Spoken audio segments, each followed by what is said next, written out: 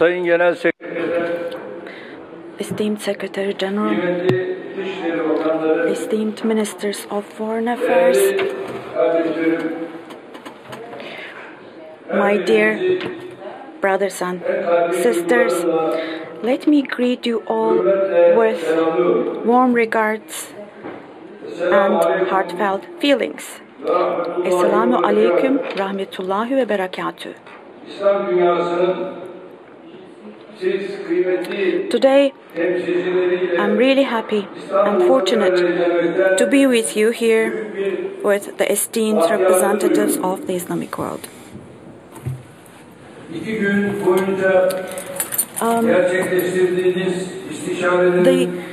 I hope that the consultations and deliberations you will hold for 2 days here and the decisions that you will take, I hope will prove to be beneficial for the Islamic Ummah and for the entire humanity.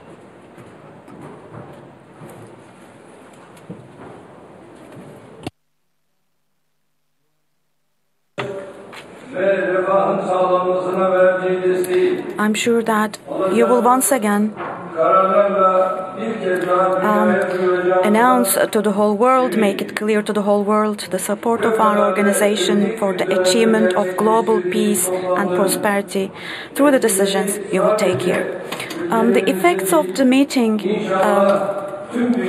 at an extraordinarily critical time now will be felt not only in our countries, for sure, but hopefully all over the world. At the beginning of my speech, I once again commemorate with mercy our more than 55,000 brothers and sisters, more than 65% of whom are children and women, who were martyred by Israeli army in Gaza. And I wish healing to our 128,000 brothers and sisters who were injured in the same attacks in Gaza.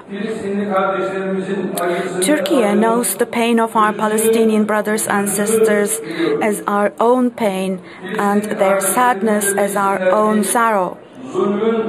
Our Palestinian brothers and sisters should know the following: no matter how dark the darkness of oppression is now, inshallah, God willing, justice will be manifested and victory will surely belong to those who believe.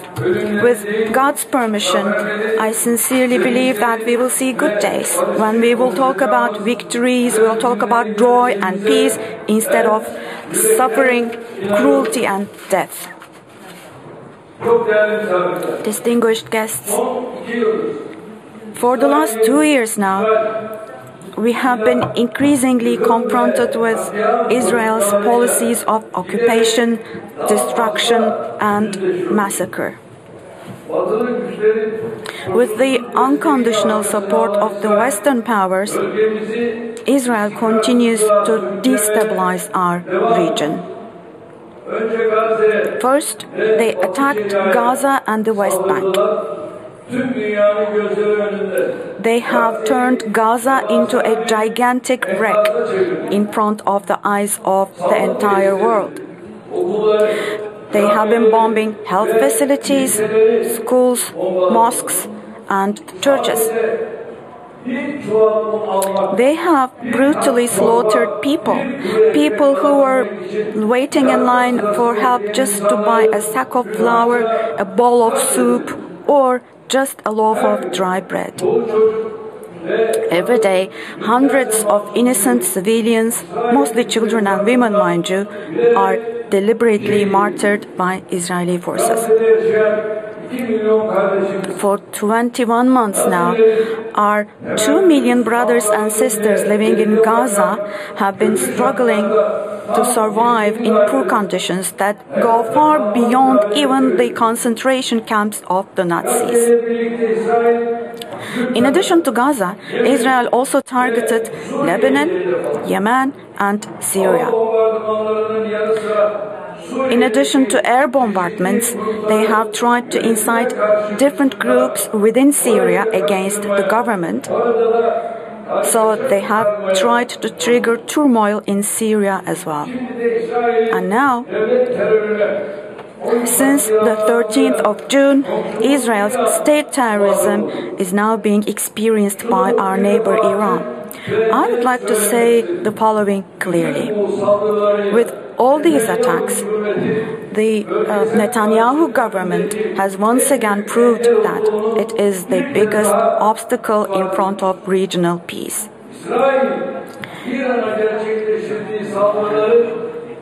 I strongly condemn Israel's attacks on Iran. On behalf of my country and my nation, I offer my condolences for our Iranian brothers and sisters who lost their lives in Israel's terrorist attacks, bombings, and assassinations.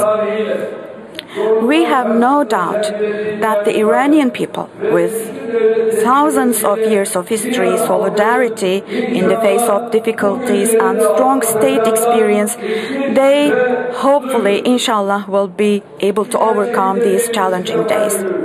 I also find it useful to underline the following. The way to describe and define Israel's attacks on Gaza, Lebanon, Yemen, Syria, and finally, most recently on Iran, is outright banditry. The measures taken by Iran to defend its people in the face of this state terrorism of Israel within the framework of self-defense are measures which are quite natural, legitimate, and legal. Dear brothers and sisters, what we are seeing day by day is the following. It is clear now that these aggressions, these aggressive actions, which violate international law, serve Israel's policy of strategic destabilization in the region. Of course, it is significant that the attacks took place at a time when negotiations on Iran's nuclear program were intensifying.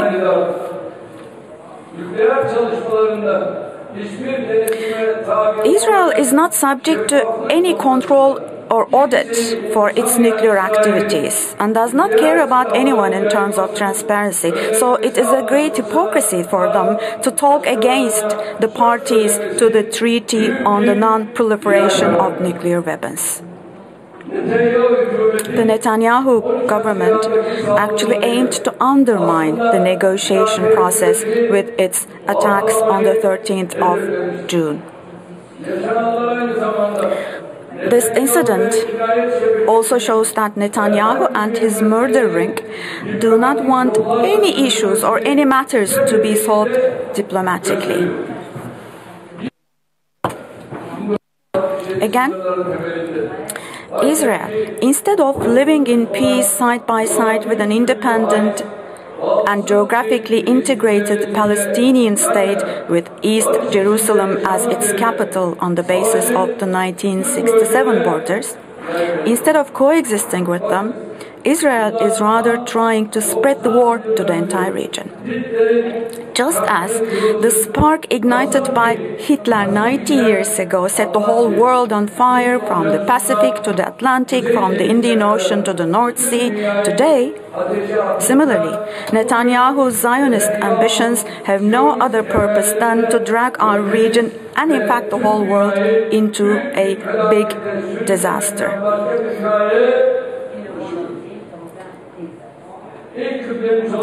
Targeting the sanctity of 𝗦𝗲𝘀𝘀𝗶cie, our first Qibla, attempting to hijack the historical status of Al-Quds al-Sharif.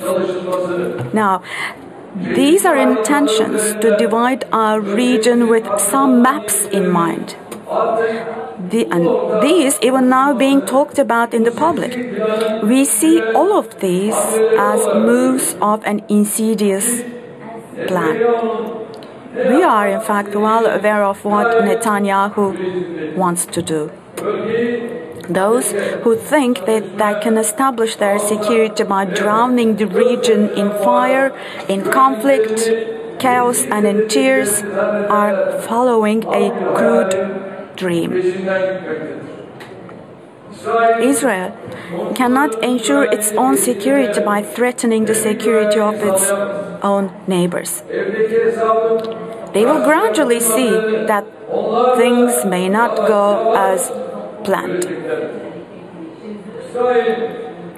Israel's claim that it will establish order in our region with its bloody hands reveals the blindness and darkness of those who govern that country. I would like to emphasize here that Turkey will not allow the establishment of a new 𝗦𝗫𝘀𝘀𝗶cie order in our region, the borders of which will be drawn with blood. We will not sit back and watch the people of Gaza being punished with hunger, with state and settler terror in the West Bank, and attempts to destroy the historical status quo of Al-Aqsa Mosque and Jerusalem, the cradle of the Abrahamic religions. From here, I once again appeal to the international community, especially to the countries that have influence over Israel.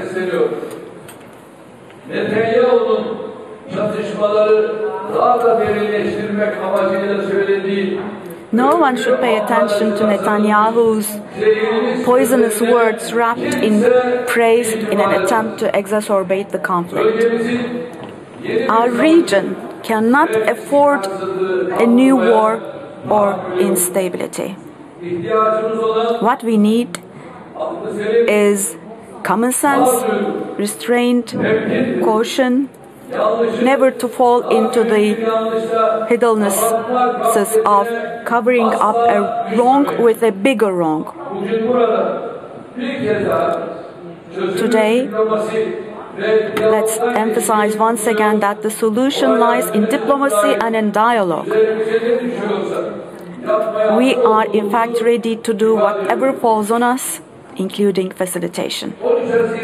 Since the 13th of June, we have made serious efforts to restore calm.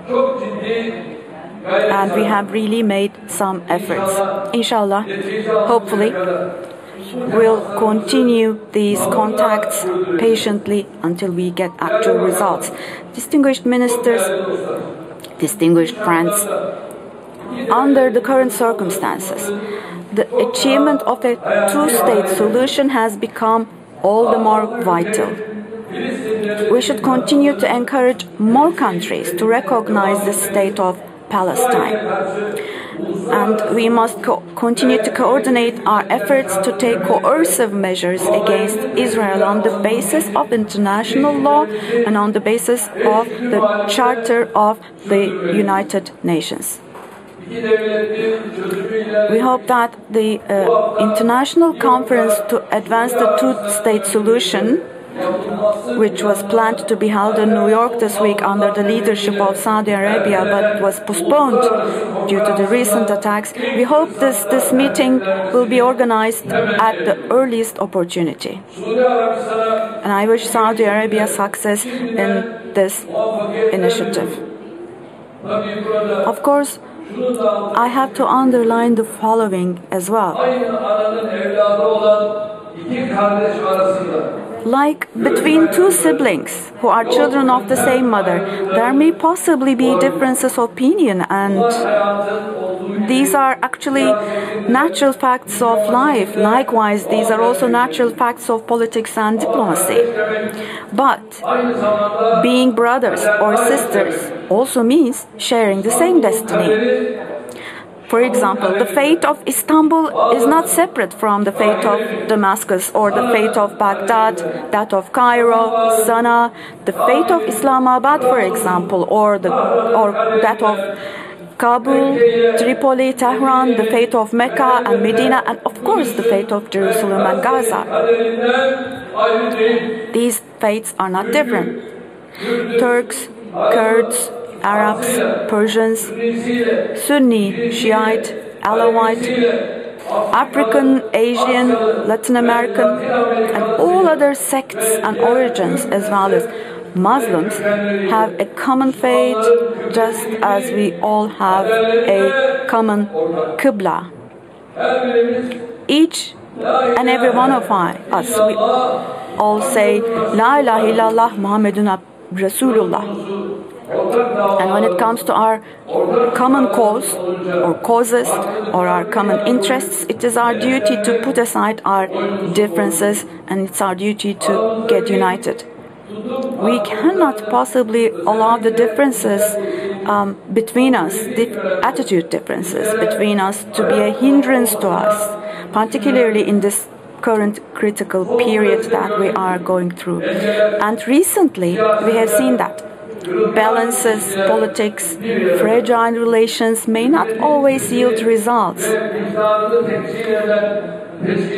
In this event, in this meeting of our organization, and our organization, by the way, represents the voice and conscience of the Ummah. In this meeting, we need to clearly announce our position, our stance against Israel's policies that have turned the entire region into a place of war. Today, we need to hold on to each other tighter, to tighten our ranks even more, to expand our boundaries of tolerance towards one another even more. That's what we need. We should take the following command of Rasul Ekrem, the Holy Prophet Muhammad, as our guide. He said the following, quote, 2 is better than 1. 3 is better than 2. 4 is better than 3. Get into an alliance, unquote, he said. Yes, we sincerely wish to reach the days when our Palestinian brothers and sisters will eventually achieve national unity among themselves.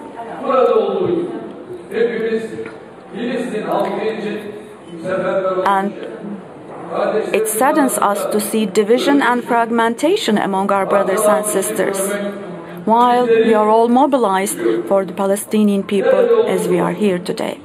It is our sincere desire to pledge to unity and solidarity, whatever it is, regardless, against separation, against polarization. Dear guests, in a multipolar world, it is a must that the Islamic world of 2 billion people becomes a pole on its own. We are on the eve of a period in which the Islamic world will play a much greater role, but at the same time will assume more responsibility.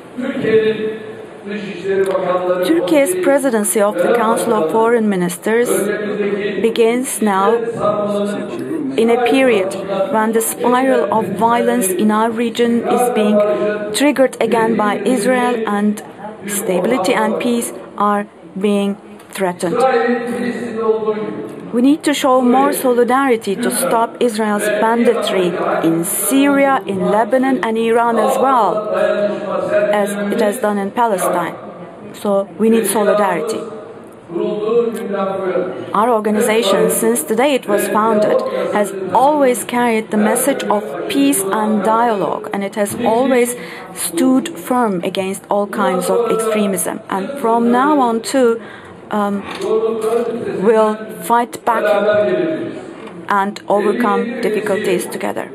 Our organization, with its 57 members, it is the second largest international organization after the United Nations. And as such, as an organization, it is in a better position to make it more efficient. It should be more efficient, it should operate as a tool of economic and social development.